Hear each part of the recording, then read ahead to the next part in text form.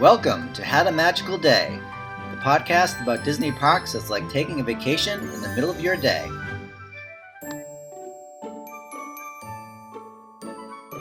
Hello, and welcome to another episode of Had a Magical Day. I'm your host, Scott Otto, and today's episode, we're going to take a deep dive into one of my favorite things at the parks, the Disney Monorail. What'd I say? Monorail. What's it called? Monorail. Okay, I couldn't resist getting through this show without making reference to The Simpsons Marge versus the Monorail episode. Simpsons fans know what it is. For those who don't, it's actually nothing to do with the Disney monorail, but it's a takeoff on The Music Man, the musical. And it was actually written by Conan O'Brien, and he had the inspiration for it when he was in LA and he saw a billboard with just one word on it, monorail. Apparently, some very rich person who could afford a billboard was very enthusiastic about getting LA to build a monorail, which would have been extremely expensive. We'll talk more about that in a minute. But first, let's get back to the Disney monorail and talk about why I love it, because I think it's some of the same reasons Walt was so obsessed with building a monorail. So when I grew up, I was in the 70s. It was an era of a lot of optimism about the future and what technology could do. We just put a man on the moon. We were raised to believe that, growing up, by the time I was my age now, I would have flying cars and robots and be like the Jetsons. That didn't quite come to pass, but that was the attitude back in those days when Disney World was being built in 71. And even in the 50s, when Walt was building Disneyland, there's a lot of excitement about technology. Polio vaccines had started to eliminate the scare of polio that kids had to deal with and families. And you had the splitting of the atom. You had nuclear power, and this was the nuclear family that was being generated in a great time for the middle class, even though you have the dangers of nuclear weapons. But so Walt was a big believer in technology and the ability of it to give us a better life and a better future. And that kind of permeates all the parks. There's this optimism that Walt had that is kind of built into the parks. And the monorail is one of those things. Walt, as you know, loved trains. He grew up was in Marceline, Kansas, and moved around. But the train was a big symbol of travel and seeing the world and technology at that time. And so Walt always had a love of trains. He had a model train and called the Carrollwood Railway in his home in California that you could sort of ride in. A human was about bigger than the car, but you could sit in some of the cars and ride it around. And he also had it at his Burbank office towards the end. So he loved trains and transportation. And besides being an animator and an artist and an inventor, he was kind of an urban planner at heart. And that's what he was trying to do with Epcot. And in fact, Marty Sklar, one of the famous Imagineers, said during the building of Disney World, Walt didn't work in the park at all. He didn't really bother with Magic Kingdom because it's the same as Disneyland, more or less. He was all focused on Epcot. That's all he cared about. So going back to the Disneyland and the monorail, he was always interested in transportations. And the monorail is more than just transportation. It's kind of a glimpse into the future. It's the reason why I love it, especially the one at Disney World, which is the Mark IV version when I first got there. It was so sleek a design and gleaming, and it screams like it's out of the future and it's going to take you to the future. And it's so smooth, and the sound it makes, that little whoosh as it goes by, it's just a great piece of technology.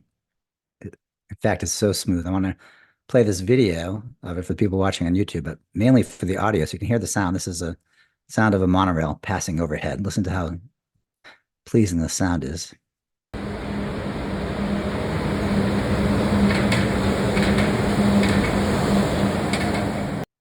It's just the nice hum of this, electric technology that's going to take you into the future.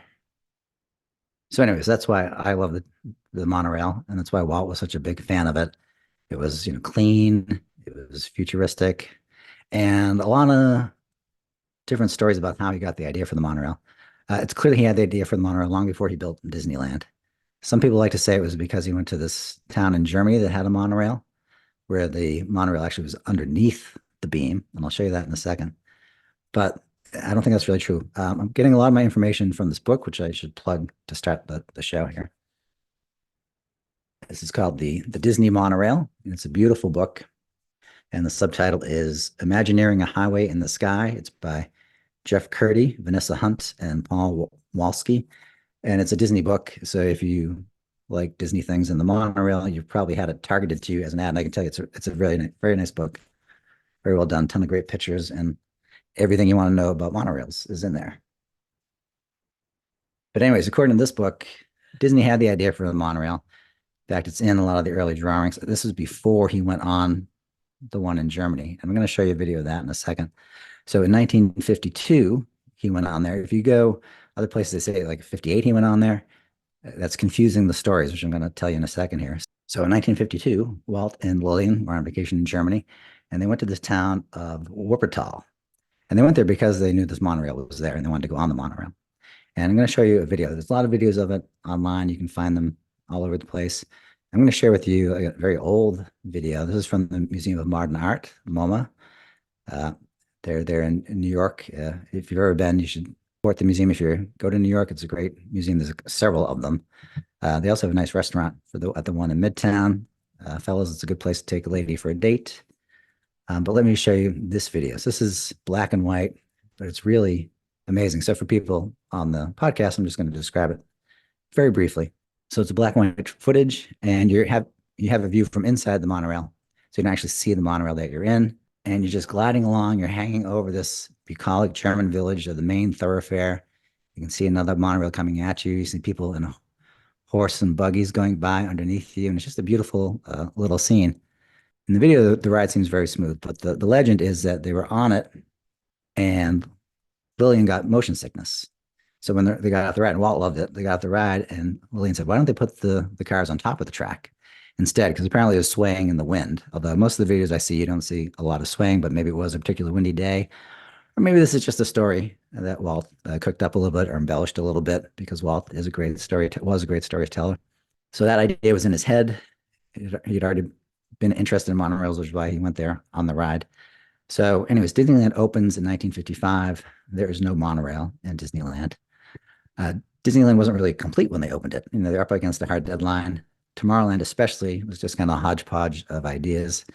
So that was okay with Walt, because he always said the park would always be changing and growing. And so in 1959, they were planning a new kind of big reopening with lots of things being finished, and especially in Tomorrowland. And Bob Gurr, who's one of the Imagineers, who was assigned to work on monorails and other things there, he was saying like Walt already had the idea for a monorail and all the drawings for Disneyland prior to the opening and prior to even the 59 redo. They all had the monorails, and they were all with the cars on the bottom of the rail, just like the video you just saw if you're watching on YouTube. So it was later, it was actually 1958, on a second visit to Germany, where Walt he liked to go on little adventures. So he didn't just do the touristy things when he went someplace. So they would just go out for a drive, to just go out driving in some direction. And so on this fateful day in Germany in 1958, he goes for a drive with Lillian. They're going down some country road, and all of a sudden they come across a monorail up above. There's a monorail with the trains on top of the track going by, and Walt can't believe it, and he follows the track until the very end at the yard where the cars come off. And there's workers there. Nobody speaks English, but they somehow communicate and direct him back to the headquarters. So it turns out Walt had stumbled upon a German company that made monorails, and they had two campuses, and they had a monorail going between the two campuses, and that's what Walt had discovered on his little countryside drive. So he immediately struck a deal with these folks. As Alweg, ALWEG, was the company that made those monorails. He put them in touch with Joe Fowler and Bob Gurr, and they immediately started working on the monorail for Disneyland for 1959. So not a lot of time to suddenly build this technology, but at least they had a company that had already done it. Now, Bob Gurr, for people who don't know, he's a legendary Imagineer, still with us, God bless him. He did the cars in Autotopia at Disneyland. He did the antique cars on Main Street. He did the Matterhorn ride, and also this monorail, which is really one of his big claims to fame. So speaking about the optimism at this time with space travel and all this, I wanted to read from you, actually from the script of the original monorail in Disneyland. And it's quite an interesting relic of the time. So here it is. Before we glide off on the monorail train, I would like to call your attention to the Disneyland rocket ship behind us. which will take you on an interesting and exciting simulated flight to the moon. The rocket is 60 feet high and was built at the Disney Studios in Burbank under the technical direction of Dr. Werner von Braun. This is a scale model of what an actual rocket to the moon might look like in the future. It is interesting to note that Dr. von Braun helped develop simulated spaceflight for Walt Disney before he worked on such activities for the United States government. So, pretty amazing little piece of history there. Of course, they left out the part about Dr. Werner von Braun working for the Nazis, but Americans were happy to overlook that at the time if he was going to help us beat the Russians into space. So, anyways, Bob Gurr is tasked with doing this monorail along with Joe Fowler and some other folks. Joe Fowler, by the way, for people who don't know, he was kind of the man that was eventually put in charge of Disney World and put a lot of time in that. He's a military man, great planner. And so he oversaw all the plans for Disney World, and one of the steamships in Disney World that take you from the transportation center to Magic Kingdom is named after Joe Fowler. But anyways, they're working on this project, and as Disney often does, they decided to reuse past projects. So Bob Gurr had this idea that they could reuse some of the cars they'd used for the Viewliner. So the Viewliner was this kind of futuristic train that they had built in 1957 in Disneyland. It kind of ran alongside the Disney Railroad at most points on the track, but it also went in a separate direction at some points.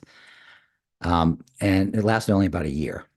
And you can see here, it's kind of got a funky looking car shaped at the beginning cab. It almost looks like a Chrysler or something of that time, the 50s or so. And then the rest of these kind of sleek cars behind it were for the passengers. So Bob's idea was he's going to use that, but replace the thing at the front with something that looked like Flash Gordon's vehicle from the old serial movies that they had in, I forget what time, it was 40s or 50s, with Buster Crabbe. That had a wing on the top. He got rid of the wing on the top, and he decided to put a bubble on the top instead. So you can see the final product here, and it's kind of a sleek looking, very much 1950s sci-fi feel to the design of it. It's not quite as sleek and futuristic, a classic in my mind as the Mark IVs that they made for Disney World. But, it does look like that Buster Crabbe, Flash Gordon vehicle in the front. And you do have that bubble. And so in this picture, this is the very first ride of the monorail with the Nixon family as vice president in the front. And then Art Linkletter with his head in the bubble, which is where the conductor would be, and Walt himself next to it. So apparently, as they were building this thing, they're building in sections, people were working on it in sections. They really didn't have a place to test it all together until they finally put it on the track. So they'd have like a little a white sheet on each car with instructions for whatever engineer was doing, whether it was electrical work or whatever. And they would test it to see that the wheels moved and things like that. But when they put it together on the track, they were having trouble getting it to work. And so the story that I heard previously by an Imagineer was that they, right up until like the day that Nixon was supposed to show up, they weren't sure if it would actually run. Like they were having trouble getting it to run successfully. I feel like that might be exaggerated. I haven't really seen that story in other places. But anyways, the Nixon family came. They're the first guests. They're in the caboose. So, and this is the thing with the monorails. You could ride in the front, and it's really a spectacular view when you're in the front as opposed to being in the cars. And I got that experience when I was at Disney World. It was great when I was a kid. They don't do that anymore, and I'll get to that, why that is later on. But anyway, so the Nixon family's in front, and they hit the button, and they go, and it works, and everybody's relieved. And this was a red car. They only had one car there when they first started. It was a red one, and then later they added a blue. And these are what they call the Mark I monorails. So that was the first monorail. That was in June 14th of 1959, when the Nixon family was the first family to ride in the monorail. And that was also the first monorail in the United States. Monorails existed previously, but that was the first like full-time functioning monorail. There are things that were called a monorail in New York and other places that existed for a little bit steam-powered. But this is like considered the first real monorail in the U.S. There were some, as we mentioned, the one in Germany, that outside the U.S., but this was considered to be the first in the U.S. And you had the red car, and then later on they added the blue car and 3/4 of a mile of track. And so that was it. That was the Mark I design. Another interesting fact about this was that mentioned this Alweg company in Germany built these cars, or the one car, or the one train first, and then the second one. But they had a deal when Walt built the railroad. In fact, when he did most of Disneyland, he was making all sorts of deals to help defer costs. So he had the ABC show, which funded most of the Disneyland, but he also did deals with vendors and stuff to be the official drink and etc. and run these different food stands. And so he made a deal with the Santa Fe Railroad that they would get to label all the trains in Disney World as Santa Fe Railroad. So there's a medallion on the original Disneyland monorail that said, Earwig / Santa Fe Railroad. So it had to get Santa Fe in there somehow. The interesting point about the monorail, the Disneyland, because I told you Walt loved trains so much and he so fascinated with the transportation that he created a separate company to run the monorail. And it was called Retlaw Enterprises, which is just Walter spelled backwards. And so technically, Walt actually owned the monorails. He owned the monorails and the trains in Disney and the Main Street vehicles as well. And he and Retlaw Enterprises, which was basically him, owned it until 1982 when they finally transferred it over to Walt Disney Productions. So that's how much Walt loved the trains and the monorails that he bothered to create a separate company just so he alone would be the owner. 2 years after the launch of the initial monorail, they came out with the next one, the improved Mark II monorail. And so let me talk a little bit about the evolution of the monorails at Disneyland, and then we'll get to Disney World. So for those watching the video, we're looking at the Mark I monorail. This is the blue one, which came after the red one. And it was 85 feet long and had 3 cars. And you had 2 trains, the red and the blue. And so that's the design and has that Flash Gordon front and has a little bubble on the top. So 2 years after the initial monorail, so 1961, they came out with a new improved Mark II monorail. So you're looking at here, and this is a new color. This is the third color in addition to the red and blue, they came out with this gold color monorail. And these trains were expanded to have 4 cars. So the look is basically the same look with the bubble top and the Flash Gordon front.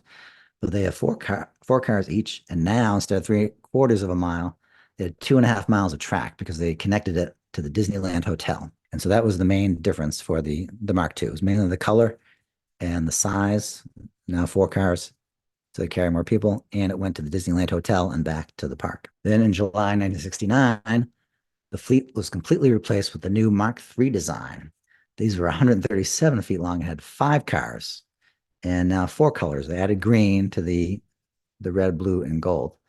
And they still had the bubble top, a slightly different bubble shape to it, a little flatter, a little longer. But otherwise, looks largely the same as the previous ones. And then in 1986, they had the Mark V design. Why did we go from 3 to 5? Because 4 was for Disney World, which had opened in 71. We'll get to that in a minute. Mark V, Disneyland, 1986. They've now changed the style to kind of match the ones at Disney World. So instead of having that Flash Gordon front to it, you kind of have a sleeker design, and it really has the same style windows and the stripe down the middle that the ones in Disney World had and still have. This is the Mark V. This is the only version of the Disneyland ones that was kind of the same as the Disney World one, because in 2008, they kind of went back to the old design. So while they've gotten rid of the bubble in Mark V, they still kept the bubble off the new design of the Mark VII, but it's much more like the original. It's got that same kind of front to it, the Flash Gordon front, but a little bit of a mix on the bodies of the cars in terms of the colors. So it is very much in keeping with the original, but it's kind of a better blend of kind of the 2 versions of it. But it still gives you that kind of more 50s science fiction feel as opposed to like the 70s futuristic design of the Mark IV over in Disney World and the Mark VI, which is the current one. So that's it. That's Mark VII for Disneyland in 2008, and that's currently what's there. There's no bubble, and there's only 3 colors, I think red, blue, and orange, and they're 140 feet long. So they actually went down in length compared to the previous one, which was 150 feet.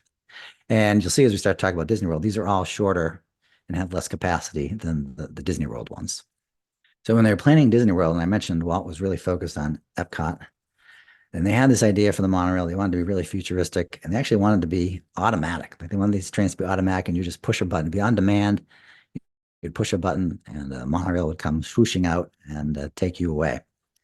And in fact, this was kind of a rumor or something that I had heard when I first went to Disney World, that the monorails could run themselves. They didn't actually need conductors in them, but certain cultures wouldn't get on the train if they didn't have a driver in the monorail.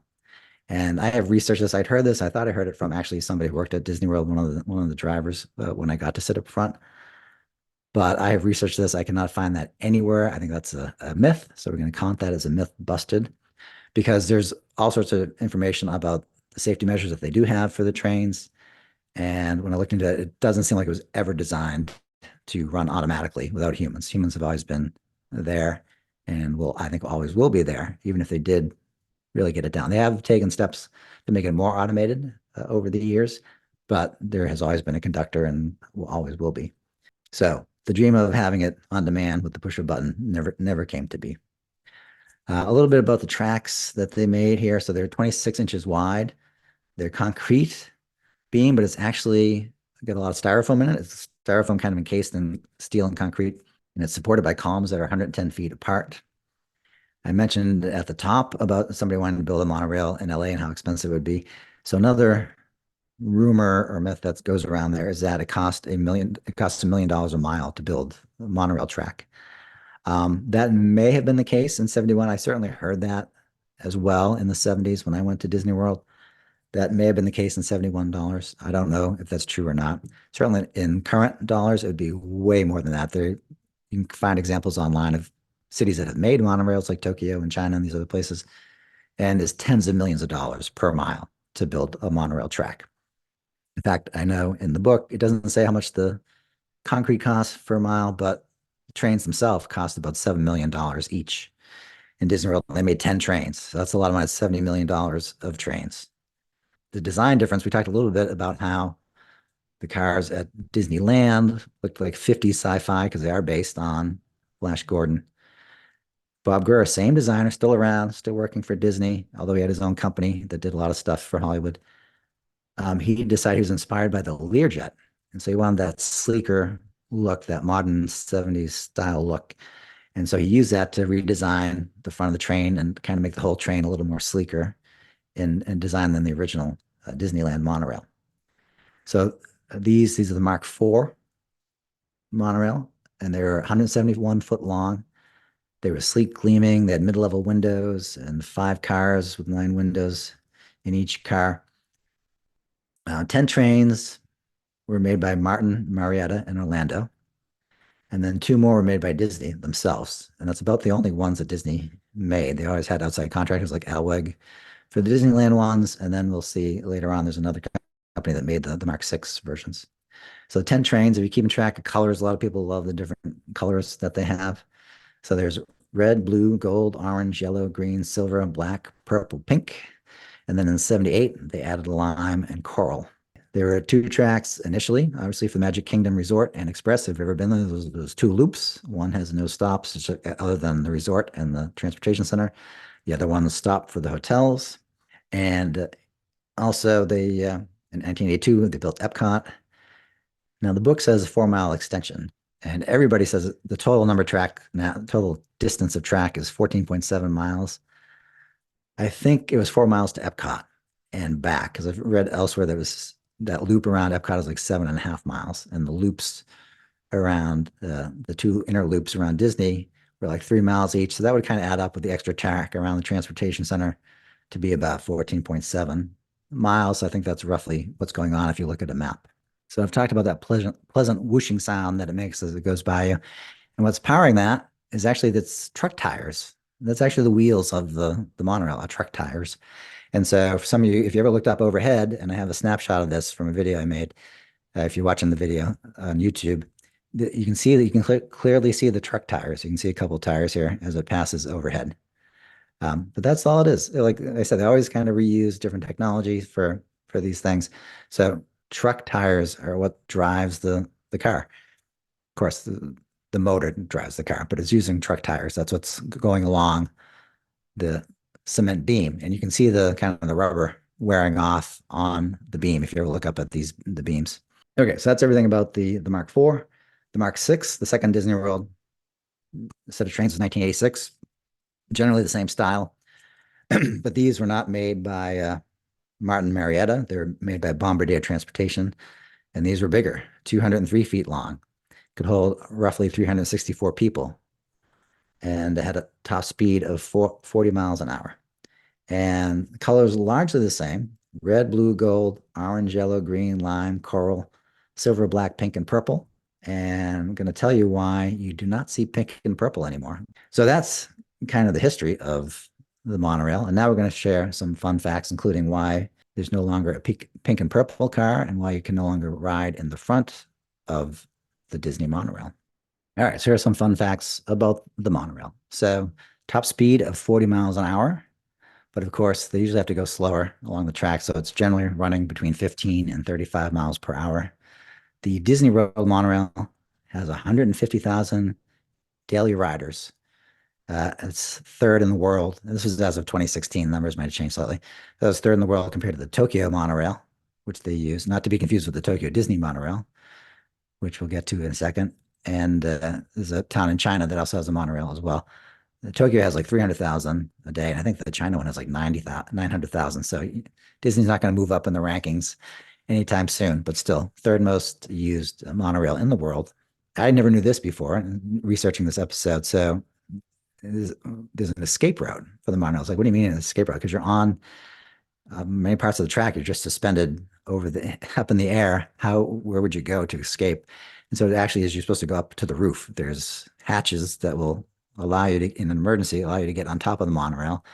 So if there was something especially happening in the car, if there was an electrical fire or something, you would go sit on top of the monorail and wait for help to come. Hopefully that never happens to you.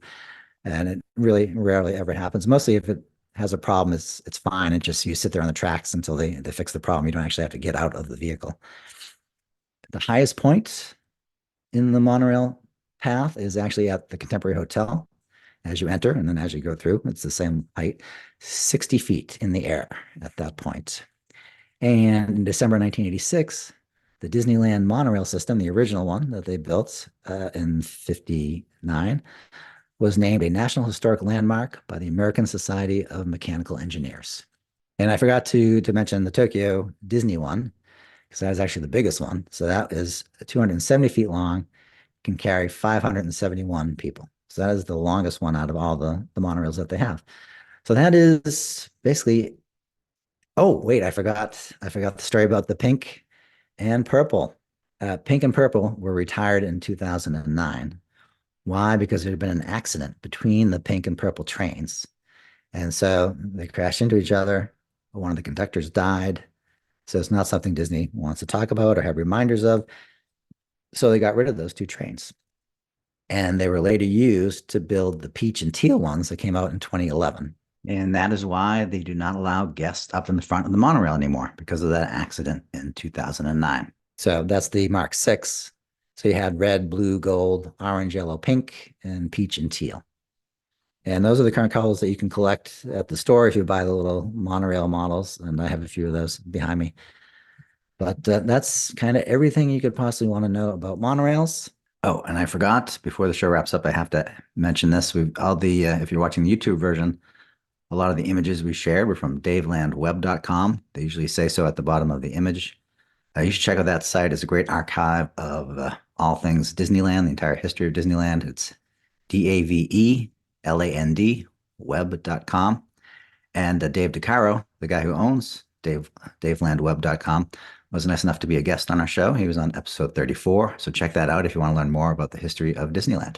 That's it for this episode. We thank you for listening, and we'll see you real soon.